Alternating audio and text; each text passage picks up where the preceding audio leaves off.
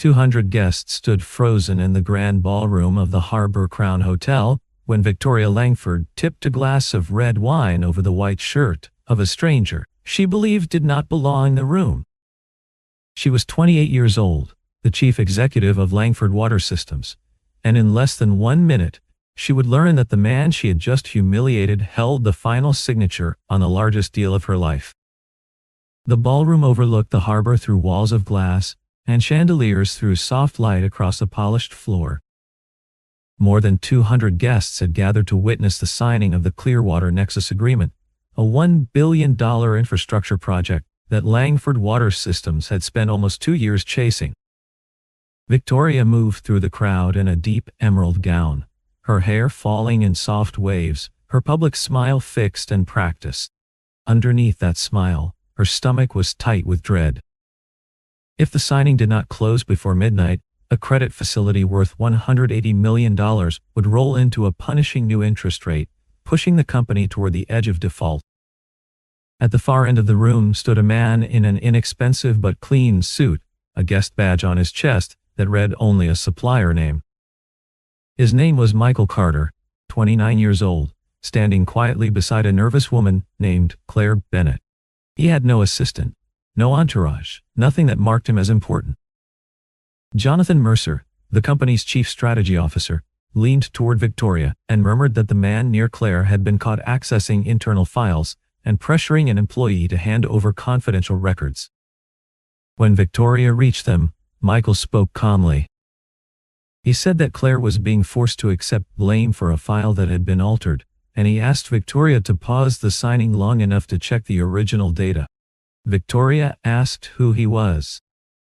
Before he could answer, Jonathan announced that the man was only a representative of a vendor who had already been dropped from the project, and added almost gently that he seemed to be using his situation as a single father to gain sympathy. Michael did not react to the insult. He only said that the safety report showed signs of tampering and that the people around Victoria were too frightened to tell her the truth.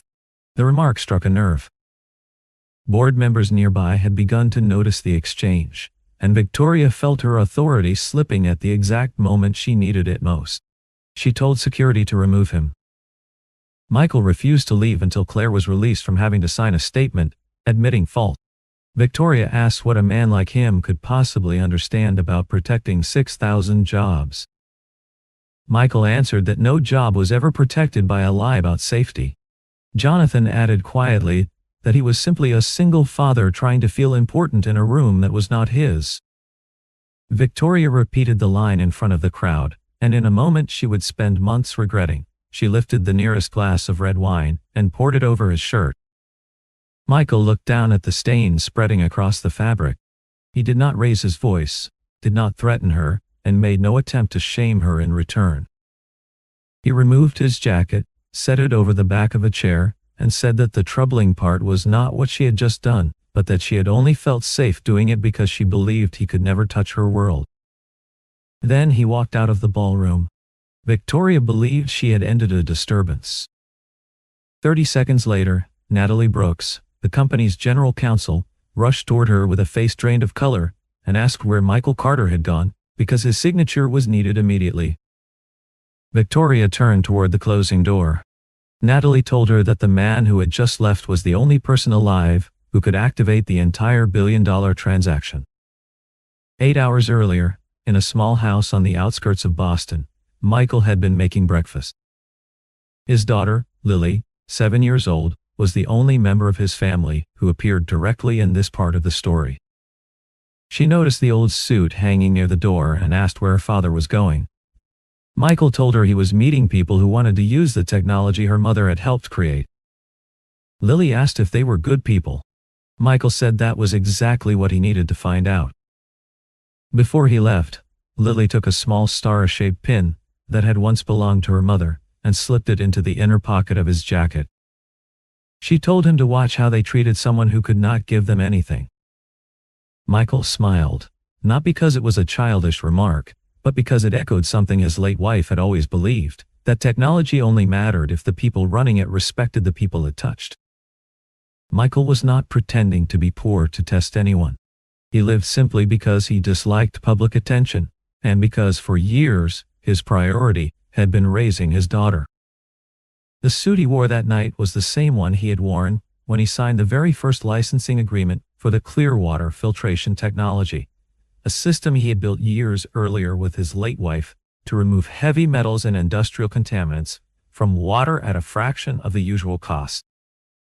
After her death in a car accident, Michael withdrew from public life to care for Lily, though he never gave up ownership of the core patents. He had sold a portion of the commercial rights to raise capital, but the essential intellectual property and the deciding vote on a large private equity consortium called Carter Meridian remained his. Carter Meridian was not a single fortune. It was a coalition of infrastructure funds and institutional investors, and Michael served as chairman of its special investment committee because of the value of what he had created. He did not personally control $1 billion in cash.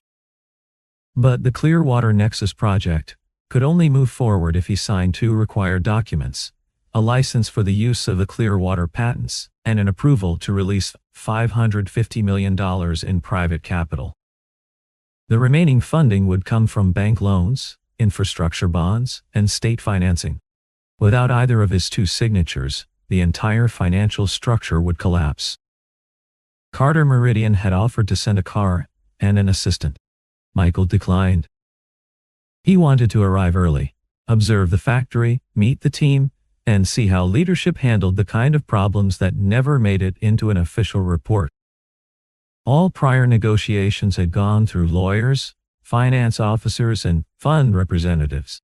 Victoria knew Michael's name only from legal paperwork. His photograph had been kept private for years, ever since he had been hounded by reporters following his wife's death. That night was meant to be the first time Victoria and Michael met in person. When he arrived at the hotel, the front desk could not locate a guest badge under his name. A vendor badge had been prepared instead, listing his name with no title at all. Michael suspected an error but did not make a scene. He accepted the badge and walked inside. From a mezzanine above, Jonathan Mercer watched him enter and recognized him immediately. Jonathan called an assistant and ordered every photograph of Michael Carter deleted from the briefing materials being prepared for Victoria.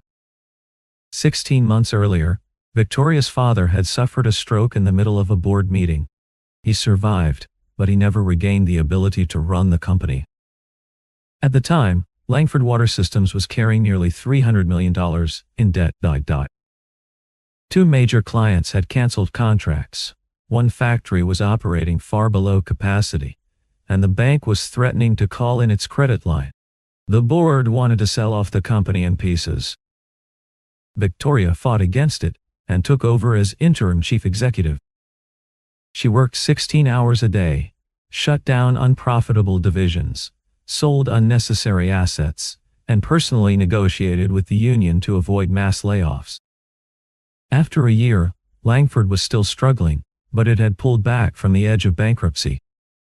Those early victories made Victoria decisive, but they also convinced her that only the strong had the right to speak up. She began telling department heads not to bring her problems without solutions already attached. Her intention had been to encourage initiative. In practice, the order taught her employees to hide bad news. Clearwater Nexus was her last real chance, a project that would fund 3 new industrial water treatment plants, secure long-term contracts with several cities, and preserve 6,000 jobs. Jonathan understood Victoria's deepest fear better than anyone, the fear of being remembered as the daughter who lost her father's company. He kept reminding her that Carter Meridian could stall the deal to extract more equity, and he warned that a rival was trying to manufacture a scandal at the very gala meant to celebrate her success. Before the event began, William Grant, the chairman of the board, told Victoria that if the contract was not signed that night, the board would hold a vote of no confidence the following morning. Victoria walked into the gala exhausted, sleep-deprived, and convinced that any disruption could destroy everything her company had left. Meanwhile, Jonathan was completing the final stage of a much older plan. Months earlier, he had quietly replaced a certified filtration material with cheaper components from a shell company called Bluestone Materials.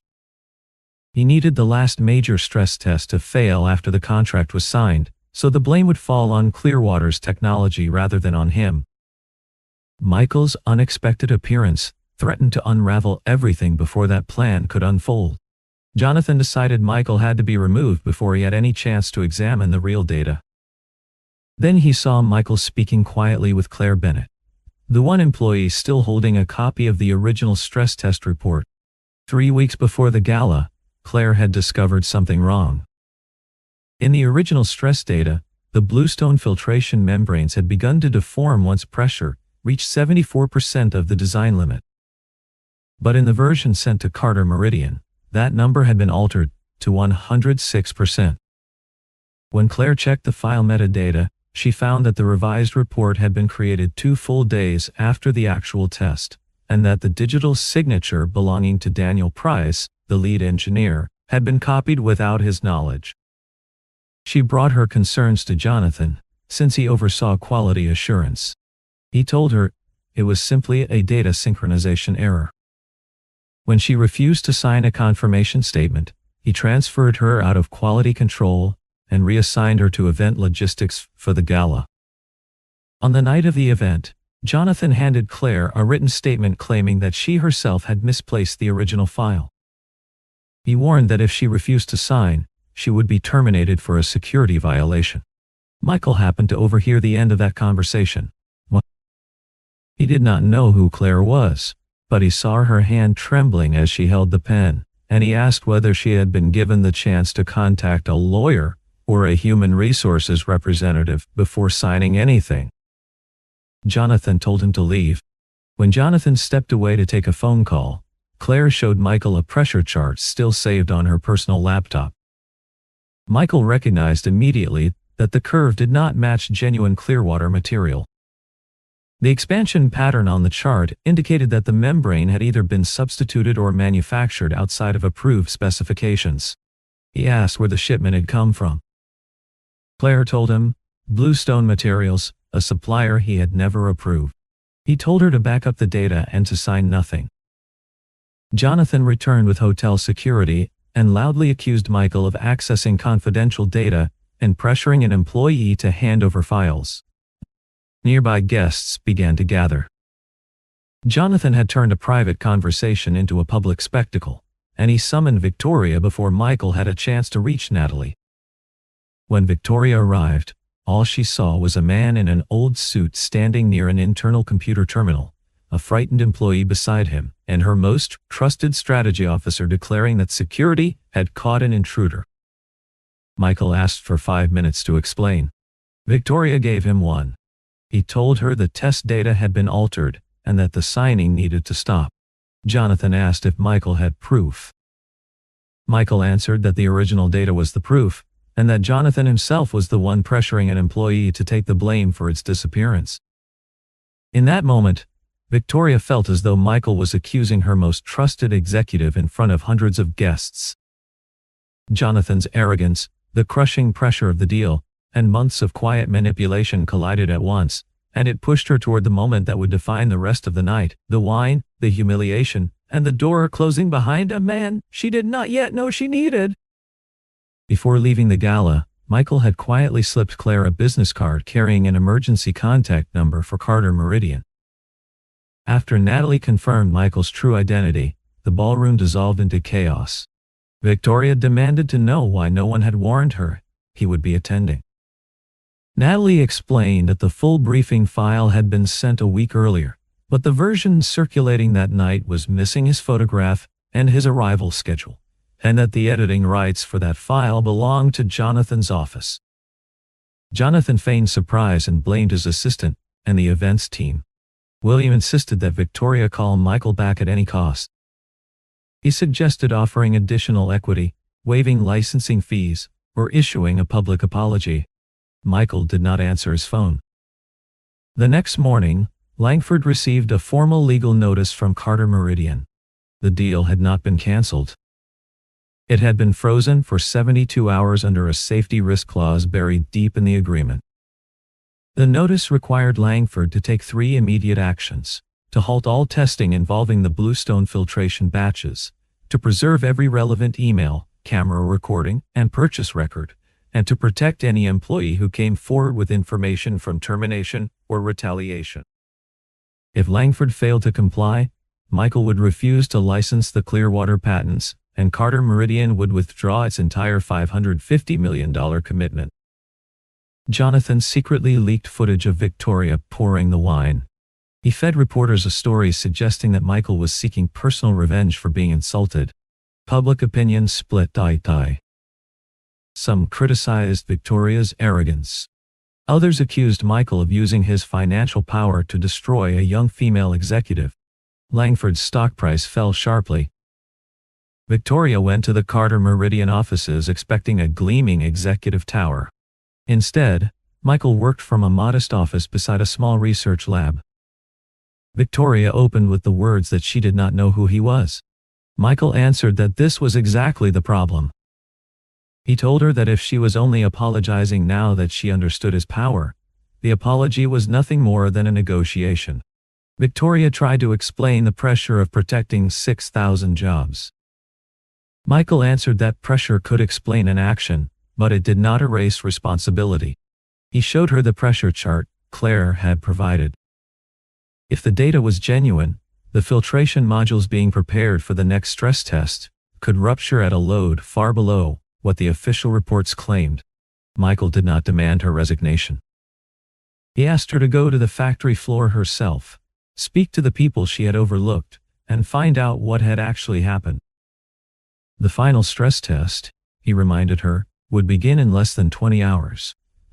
Victoria arrived at the Clearwater plant without alerting the press. Workers watched her with visible caution. They had seen her image on internal broadcasts, but most had never spoken to their chief executive in person. She gathered department heads and demanded every quality control file. No one gave her a straight answer. Daniel Price stepped forward. He had once led the stress testing program before being quietly stripped of authority for objecting to the Bluestone material. Daniel told her that his team had submitted 3 separate warning reports. One had been returned for lacking a proposed solution. The other 2 had simply vanished from the system. Victoria asked why he'd never sent the warnings directly to her. Daniel answered that anyone who had ever brought bad news to the chief executive's office had been treated as if they lacked competence. The remark stung, but this time, Victoria did not argue. Claire arrived at the plant with Natalie beside her for protection. She produced an email proving she had sent a warning directly to Victoria's office months earlier. Natalie checked the system logs and discovered that the messages had been automatically rerouted into a folder controlled by Jonathan's assistant. Victoria realized she had never deleted the warnings herself, but the culture she had built made it possible for Jonathan to do it without ever being questioned. She walked the length of the production floor with Daniel beside her, stopping to ask individual workers how long they had known something was wrong, and why no one had ever felt safe enough to say it to her directly. The answers were quiet and consistent, and each one landed harder than the last. She reinstated Claire and restored Daniel's access. She signed an order protecting whistleblowers, forbidding any manager from terminating an employee connected to the investigation. William objected, warning that the order exposed the company to lawsuits. Victoria signed it anyway. It was the first time Michael watched her choose the truth even when it came at a cost. Daniel and Michael opened one of the installed filtration modules. The color and internal structure were completely different from the approved Clearwater material. Michael confirmed it did not meet the certified specification. An inventory check revealed that 240 identical modules had already been installed throughout the plant. Victoria immediately ordered the test canceled. The system returned an error stating that the operating schedule had been locked by an administrator account with elevated permissions. The only account able to override it belonged to Jonathan. Security rushed to his office. Jonathan had already vanished. His company laptop remained on the desk, but the hard drive had been removed. The system flagged that Jonathan's account had just logged in from a device outside the building. Word of Jonathan's disappearance spread through the plant within the hour, and the mood among the staff shifted from confusion to quiet alarm. Employees who had spent years staying silent began approaching Daniel and Claire in small groups, admitting that they too had noticed irregularities in the shipment logs, but had been too afraid to say anything out loud. Victoria listened to each account without interrupting, and for the first time she understood how far the fear inside her own company had spread beneath the surface of confident presentations and quarterly reports. Michael, Victoria, Claire, Daniel, and Natalie formed an emergency investigation team. Claire cross-referenced shipment codes and found that Bluestone's quality certifications had been copied from an older, legitimate supplier. Natalie pulled corporate filings and discovered Bluestone was registered to a rented office space with no factory and only 2 employees on paper. Over 6 months, Langford had paid Bluestone more than $21 million. Daniel estimated the real value of the material delivered was closer to $7 million. The difference had disappeared. Natalie traced the money through a chain of intermediary accounts leading to a fund called North Harbor Capital. North Harbor was holding a substantial position in put options against Langford stock, a bet that would pay handsomely if the company's share price collapsed. A draft agreement showed that Jonathan was set to be appointed chief executive if North Harbor acquired Langford after the company defaulted.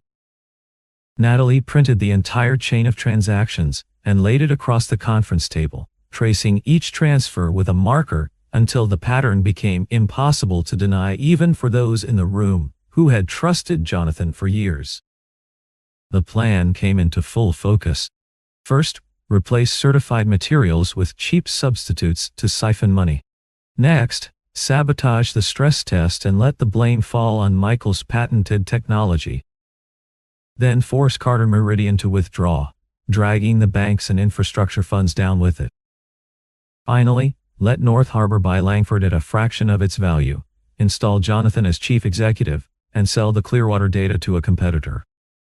The team still lacked direct proof that Jonathan had deliberately sabotaged the test. Jonathan struck back from outside the building. He released a video edited to make Michael appear to be sneaking into a restricted data room during the gala.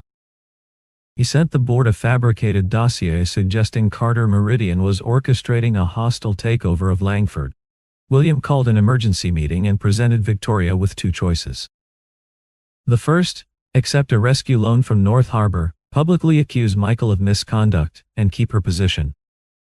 The second, continue the investigation, refuse North Harbor's money, and risk being suspended for allowing the stock to collapse.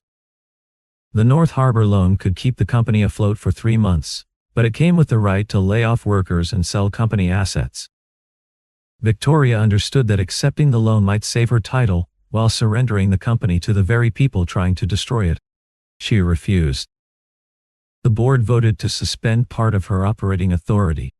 At that moment, Daniel received an urgent alert from the plant.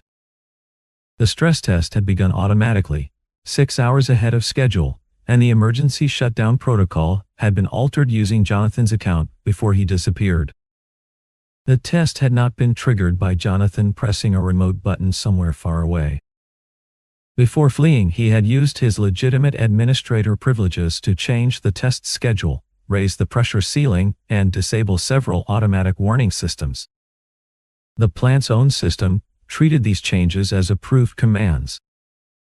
By the time Daniel discovered what had happened, the main valves had already closed and pumps were forcing test solution through the filtration array. If the Bluestone modules failed, the solution could flood the production floor, injure dozens of workers, and contaminate the industrial wastewater system. William urged Victoria to keep the incident quiet, hoping the technical team could resolve it internally and avoid another blow to the stock price. Victoria understood that ordering an evacuation would publicly confirm the company had a safety problem, and it would likely end her career. She ordered the evacuation anyway. William reminded her that her authority had already been suspended. Daniel told her the operating team would still follow her, because it was the safest possible order in the moment. Victoria called the fire department, the environmental agency, and local authorities, choosing full disclosure over concealment. Michael arrived in the control room. He studied the system schematic and realized that Jonathan had locked the automatic drainage sequence, but a mechanical backup pathway, designed years earlier during the original prototype phase, still existed. 3 valves needed to be opened in a precise sequence. Michael was not certified to enter the hazardous area himself, so he guided the effort from the control room, while Daniel and the response team, wearing full protective gear, carried out the sequence in the field. Victoria checked the personnel roster and discovered 2 maintenance workers were still inside the eastern section of the plant. William told her that senior leadership should not remain in a dangerous facility. Victoria refused to leave until every worker had been confirmed safe.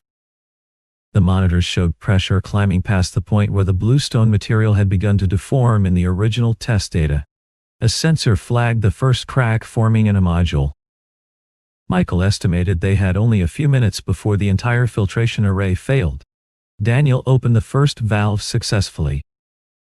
When the team reached the second valve, they found it seized from months of neglected maintenance, its service record deliberately erased from the schedule. Michael remembered an older balancing tank behind the primary line, used during the very earliest prototype phase, but excluded from current operating documentation.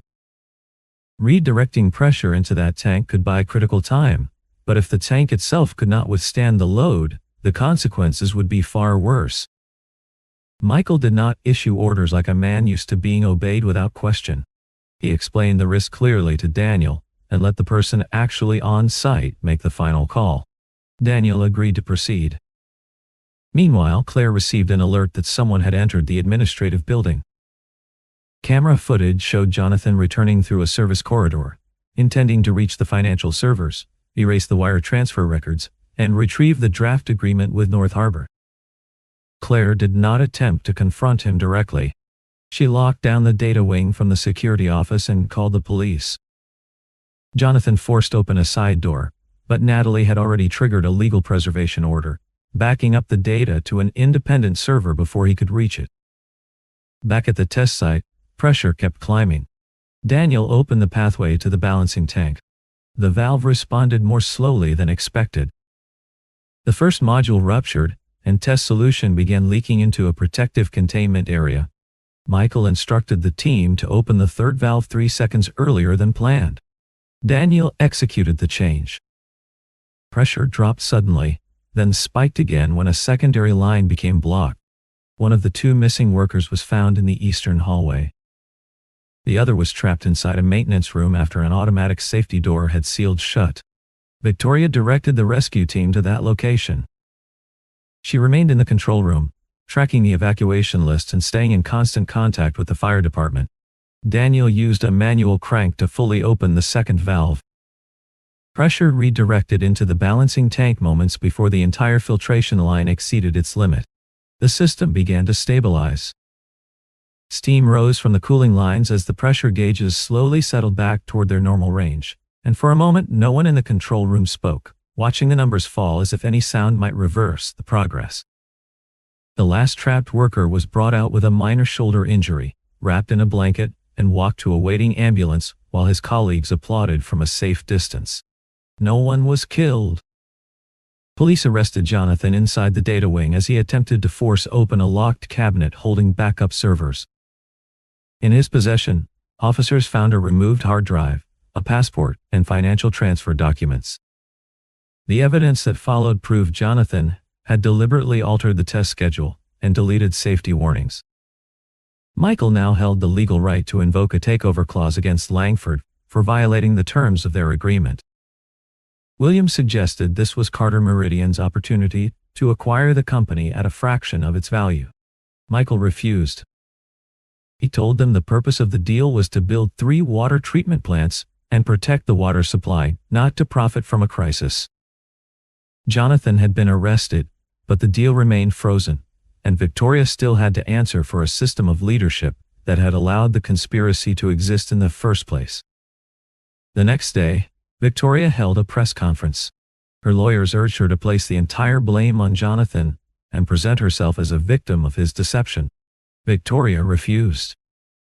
She acknowledged that Jonathan was the one who had committed the crimes, but she admitted that her own style of leadership had created an environment where he could hide his wrongdoing.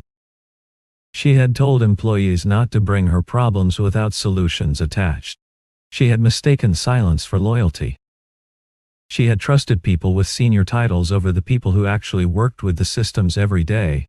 Victoria publicly described humiliating Michael at the gala. She did not soften the act by claiming she had only done it under pressure. She apologized to Claire first, because Claire was the one she had ignored long before she ever understood Michael's influence. Afterward, she apologized to Michael, though she asked for neither forgiveness nor a signature on any contract. She announced her resignation as chief executive and gave up the bonus tied to the deal, redirecting the money into a compensation fund for employees who had faced retaliation in the past. Michael still did not renew the agreement. Carter Meridian proposed a 6-month recovery plan. Langford would be required to establish an independent safety board with worker representatives and outside experts. Every quality control report would be stored on a system no single manager could alter alone. Whistleblowers would be protected under enforceable contracts. Leadership would receive no bonuses until safety benchmarks were met, and the supply chain would undergo public auditing. For 6 months, Victoria served only in a transitional advisory role, without unilateral decision-making power. She accepted every condition. She moved her workspace from the executive tower to an office at the plant itself. She attended night shift meetings, spoke with employees who had once filed complaints no one addressed, and helped redesign how warnings were received and acted upon. Michael kept his distance. He did not turn himself into her moral instructor. He simply watched the results. Over 6 months, the number of reported safety concerns rose sharply, while the number of actual accidents fell. It proved that employees no longer feared telling the truth. The new safety board recommended reinstating Victoria as chief executive, though with authority now limited by independent oversight. The final decision required Michael's vote. 9 months after the night of the gala, the first Clearwater Nexus plant completed its full independent certification. Daniel was appointed Director of Safety and Quality. Claire joined the newly formed Ethics Board, with the authority to report directly to the Oversight Committee without routing anything through the Chief Executive's office. All 240 Bluestone modules were destroyed. The new supplier was required to disclose its manufacturing process publicly and submit to regular independent inspection. 6,000 jobs remained intact. Investigators charged Jonathan with fraud, embezzlement, industrial sabotage, securities manipulation, and theft of trade secrets. His trial would come later, since the story did not end with an unrealistic conviction handed down in a single afternoon. The new safety board invited Victoria back into the chief executive role, her authority now bound by the safety board and worker representation. Michael voted in favor. He did not do it because he had forgotten the wineglass. He did it because Victoria had spent 9 months repairing a broken system without knowing whether she would ever be allowed to return. The billion-dollar deal was reactivated in stages. Funds would only be released once each safety milestone had been completed. The plant's opening ceremony did not take place inside a luxury hotel. It happened on the production floor, surrounded by engineers, workers, and members of the surrounding community. Lily did not attend the event. After the ceremony ended, Michael received a short voice message from her, asking whether the people at the company turned out to be good after all. He looked across the room and saw Victoria speaking with a group of workers, standing among them rather than in the section reserved for executives. He answered that one person had once made a very serious mistake, but that she had not run away when it came time to fix it. Victoria walked over carrying 2 paper cups of coffee. She handed one to Michael and said that the last time she had chosen the wrong drink entirely, and that this time she wanted to begin with respect instead. Michael accepted the cup. He did not say that everything had been forgotten, and he made no promise about anything beyond that conversation. He simply agreed to sit down and speak with her, not as an executive and an investor, but as 2 people willing to start over. Around them, The production floor hummed with the quiet, steady sound of machinery running exactly as it was designed to run, no longer hiding a fault line waiting to open beneath the surface. Workers moved between stations, without the tension that had once followed every visit from someone in a suit, and for the first time in longer than she could remember, Victoria felt like a guest in her own company, rather than someone bracing for the next disaster. The story closed on a clear contrast. A glass of red wine had once been used to humiliate a man Victoria believed had no power at all. A cup of coffee was now offered with respect, after she had finally learned to see the value in people who could give her nothing in return. Michael had once held enough power to destroy Victoria entirely, to buy Langford at a fraction of its worth, and to turn a moment of humiliation into a billion-dollar act of revenge. But he understood that revenge only punished one person. Justice had the power to change an entire system, and that was the choice he made when it mattered most.